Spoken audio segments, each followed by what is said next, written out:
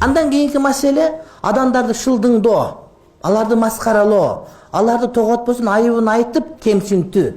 Биздин Кыргызда бул өтө өрчүгөн. Бул сөздөрү башкалары көп.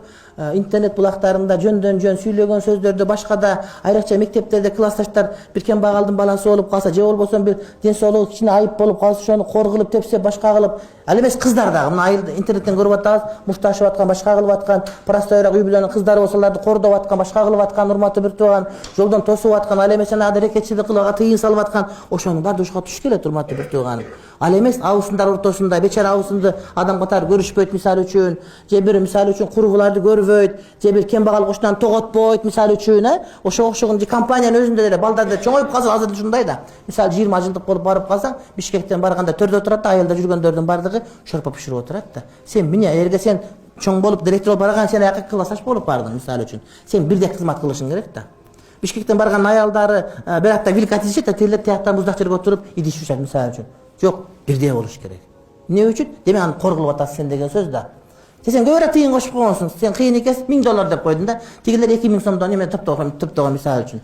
Жок, сен бар айда классташ элесиң сен. Ошон үчүн аларга бирдей тең болушуң керек, ашып кетпешиң керек. Айса тартып түшүрүп коюш керек, барак отургузуп коюш керек, ордуна келип калат. Андан кийин акыркысы адамдар зерттелип алдым окшойт. Бул ат-тариф. Кээ бир адамдар бар, буту аксак. Айылда 6 аалы деген бар. Аалы жездерин чакыр деп айтсаң, кайсыл аалы десе, аксак аалы деп айтсаң, бул гыйбат эмес, анткени антип айтпасаң эч ким тааныбайт. Бирок ошондон башка аты болсо айткан жакшыраак. Бирок кээ бир адамдар ошондой. Бизде экөө бар эле, биздин айылда аалы дегендерден бирөө таза аалы, бирөө кара аалы деп. Капкара киши ошого кайсы аалы десең, таза аалы дейт, а таза аалы деле таанылбайт эле. Бирок андан башка аты болсо, аны айтсаң андан жакшыраак. Ошого капы боло турган болсо деле тааныбай калса, шыбырак таза аалы деп айтып койсоң болот. Бирок ниетинде шылдыңдоо болбосун. Ниетинде шылдыңдоо болбосун.